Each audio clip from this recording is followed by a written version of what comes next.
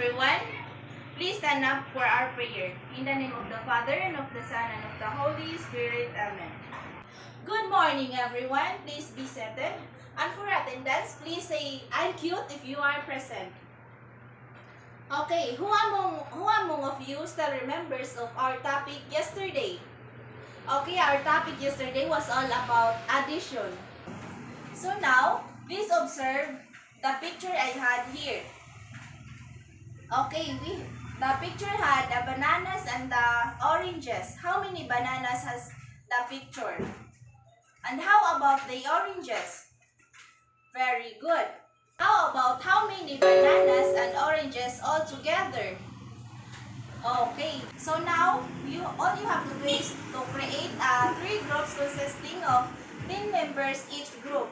And all you have to do is to write the correct equation of addition from the numbers of objects seen in the pictures I had here in front. So, are you ready? Let's start. Next. Next.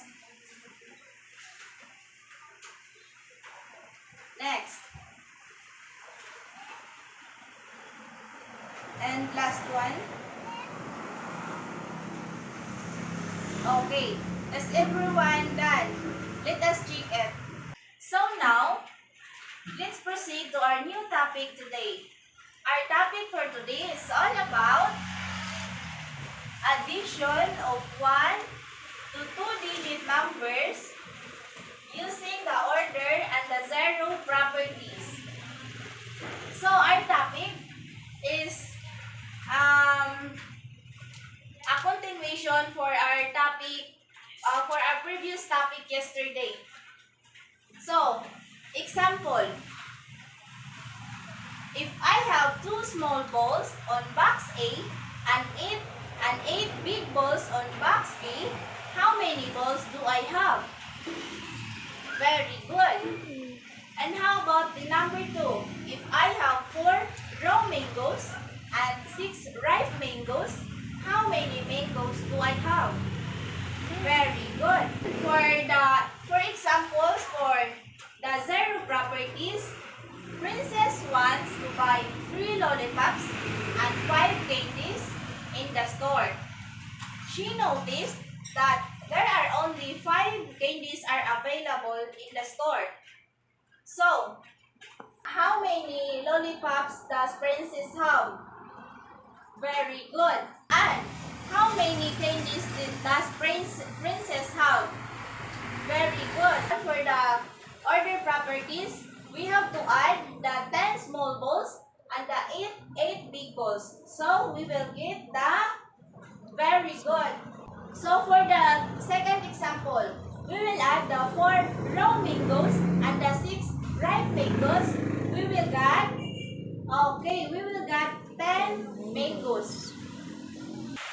So for the order properties, let's try to change the number itself. So let's try to put the example. If I have 8 small balls on box A and 10 big balls on box B, how many big balls I have? Okay, it's still the same. Even if you change the numbers, the sum doesn't change. Example number 2. If I have 6 raw mangoes and 4 ripe mangoes, how many mangoes do I have? Very good. So now, from the given examples, what did you observe from the order properties? Okay. From the order properties, even if you change the addends, the sum does not change. How about for the zero properties? Okay, for the zero properties, when a number is added to a zero, the sum is the number itself. For example, 0 plus 5 equals 5. Okay, children, do you get on what is the difference between the order and zero properties? Very good. Since everyone got the differences between the two, I'll give you a small activity to answer. Okay, all you need to do is to answer the following. So I'll give you a minute to answer the activity. Okay, is everything done? Let's check it. Okay, let's proceed. Individually, I will let you give some examples on how to properly arrange the properties of addition. Write your answers on a sheet of paper. Is everyone done? Okay, pass your paper in front. So, and now, I already printed a handout for your assignments, and all you have to do is to write the missing number sentence and write in the space provided below the pictures. Okay, please stand up for our prayer. In the name of the Father, and of the Son, and of the Holy Spirit. Amen. Goodbye, children.